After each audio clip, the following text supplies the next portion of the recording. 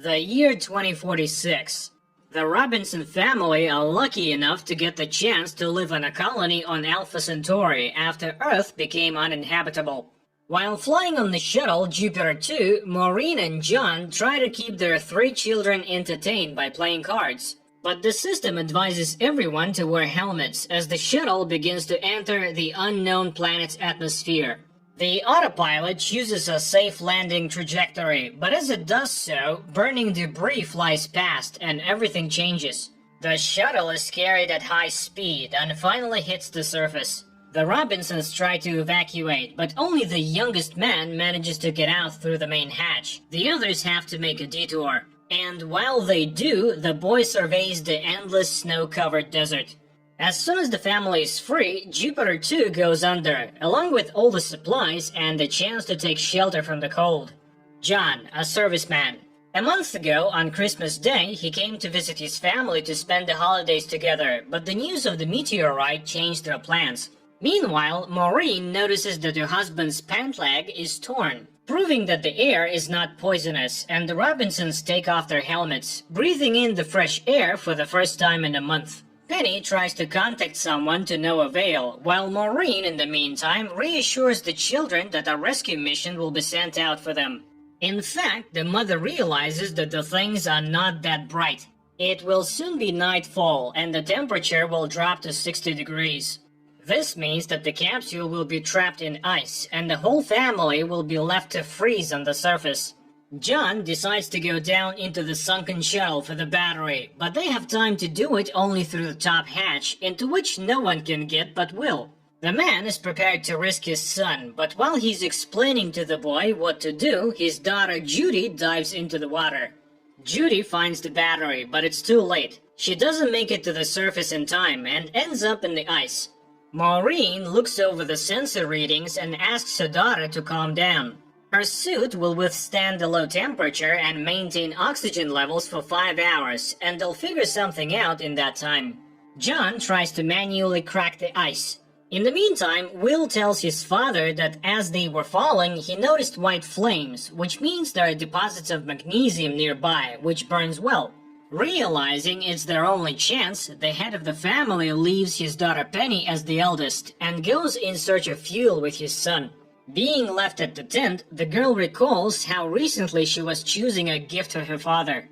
Having nothing else to do, Penny decides not to waste time and also chops the ice over her sister, keeping her spirits up with various jokes. But despite all her attempts, the girl finds it hard to hold back her tears.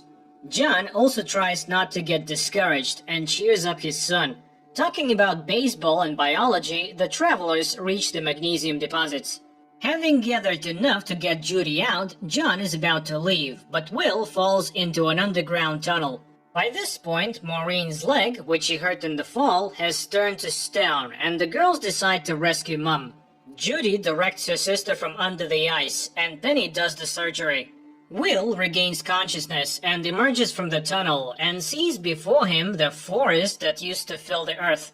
The boy asks his father to calm down quickly, but realizing that he will not have time to free Judy, John tells his son that he will return for him after he has freed his sister.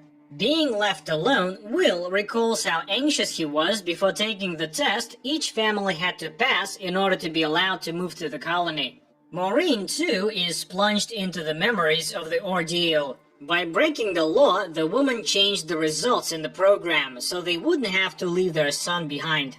The boy enters the forest to explore it and try to find survivors. He reaches a spot where the remains of the trees are burning, and there he finds a spaceship of extraterrestrial origin. A moment later, Will notices the ship's owner, a huge robot-like creature. The guy tries to hide from the alien in a tree, but it proves impossible. Meanwhile, John returns to the camp and listens to his wife's complaints about leaving Will melting the ice over Judy. Saving his daughter, the man recalls how Maureen informed him of the divorce. Will almost manages to communicate with the aliens, but the flames come close and some of the robots die. John and Maureen have almost scooped out the water, but it starts to rain, which puts out the fire and fills the hole. Will accepts help from the aliens and is safe.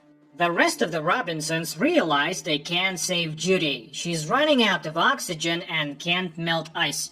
Penny notices the strange creature, but Will suddenly appears behind it. After assessing the situation, the alien melts the ice and frees the girl.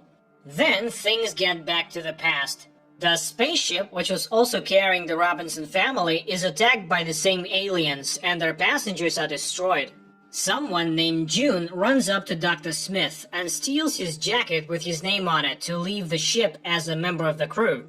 Running into the landing shuttle Jupiter 18, fake Dr. Smith takes technician Don West and his girlfriend with him, and the trio leave the wrecked station. The shuttle crashes onto an unknown planet. Don's partner dies, but the guy and Smith are lucky enough to make it out of the wreckage. The narrative then switches to the present. The alien makes his way to the Robinson camp, and returning to the frozen pond, he melts the ice and creates a passage to the shuttle. Don and Smith collect items scattered around the ship that may be of use to them. The girl finds the scrapbook of the real doctor she took off her jacket and hides it to avoid being caught. After discovering her partner's body, Don removes her boots, much to Smith's surprise. But the imposter claims the pendant she found on the ground as her own. The alien frees Jupiter 2 from the ice and fixes it after the flood. John, meanwhile, tries to fix the wiring, eyeing the guest with interest. While looking around, Don notices movement and decides to go for it. Smith has to put on the dead girl's shoes, as there is diamond sand beneath his feet. Reluctantly, the lad also takes with him the chicken, which has landed with their shuttle. The Robinsons descend into Jupiter 2 to fix any breakdowns and get the shuttle up and running. Judy creates a 3D printer prosthetic for her mother, and after picking it up, the girl meets the robot that saved her life. Maureen tests the device, and it allows her to walk without even limping.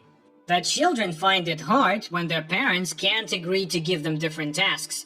While cleaning the filters on their mother's errand, Penny sees an explosive cloud rising near them. Before rising to the surface, the couple try to negotiate, but Maureen is convinced that her husband should just not contradict her. John and Maureen set out on a search for survivors, and with them they take Will and his new friend. The girls are instructed by their parents to get Jupiter 2 out. To do this, they have to gradually wind it up, as if rocking it, to prevent the glacier from collapsing. John tries to get a gun, but security protocol at the colony does not allow the use of firearms. In the meantime, Smith and Don make their way out to the wasteland, and it isn't long before they find themselves at the red parachute, which the lad has seen from a distance. Angela, ejected by the parachute, turns up alive, and the pair go into a stupor, unsure of what to do. Penny brings her sister a biscuit, but a signal distracts the girls from their treat. The computer reports that the sleeve is clogged again. Once outside, Penny sees a storm coming at them. There is no way to contact the parents, but Penny thinks they should speed up and save the family. But Judy reminds them that they can't abruptly lift the shuttle. Ignoring her sister, Penny starts the engine and clears the exit from the shuttle. The remaining Robinsons find the wreckage of another shuttle, Jupiter 17, but they encounter no bodies or living humans. But Maureen hears the sound of aliens on the radio. The couple try to find out if the visitor remembers where their ship was left, but Will translates that the alien remembers nothing but the place where they met, and the company decides to go there. Don and Smith are about to move on, and the lad can't leave Angela behind. Handing the poor hand to his girlfriend, he takes the injured woman in his arms, and they head off in the direction of the smoke post. Penny fixes the car. She's going to look for the parents on her own. But Judy is afraid to go with her sister after her experience in the ice captivity, so Penny has to go alone, traversing the snowy slope. After stopping for a rest, Don fires his second flare, but there is no answer. He sees that a storm is approaching, and it is no longer safe to drag Angela. The alien leads the Robinsons to the wrecked ship. While the adults explore it inside, Will teaches his friend to play ball. The toy flies off under an iron piece, and as the robot helps Will to pick it up to retrieve the ball, the boy sees what the alien has recently seen, a mess on the ship that caused them to go astray. Maureen and John at this point also see something interesting. A huge map of an unknown planet, and the entire Milky Way opens up before them. Frightened, Will runs away into the woods, but the alien catches up with him, and he realizes that his friend doesn't remember anything from his past life, though he is aware of his guilt. The robot is a submissive and loyal friend to Will. Smith and Don find shelter from the storm, but the imposter leaves his buddy with Angela and goes off to get help, asking Don to fire one last rocket when he realizes it is time to meet up again. The Robinsons are walking through the woods when a storm catches them, and instead of raindrops, diamond shards fall from the sky. Hiding under a rock, Maureen finally catches the signal and hears Penny's voice. And in order for the girl to find them, the robot turns on a spotlight. After a couple of minutes, the whole family is safe. Don spots the machine and is about to launch one last rocket. Seeing the signal, John turns the rover around and risks being caught in a storm, rushing after the survivors. The Robinsons open the door and drag the imposter Smith in, while Don finds the signal gun case empty.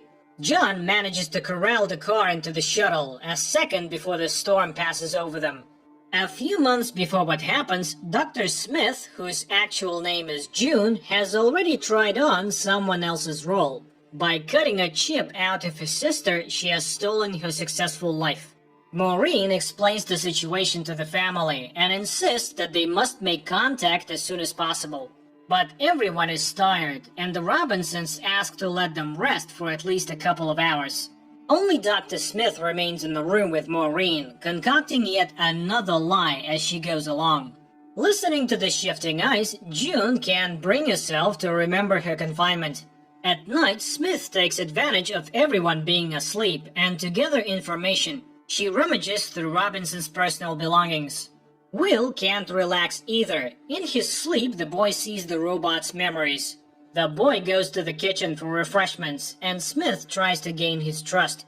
But suddenly, everyone wakes up to a glacier collapsing on the shuttle. And trying to start Jupiter 2, John realizes that the storm has clogged the engine and the ventilation, and they won't get out.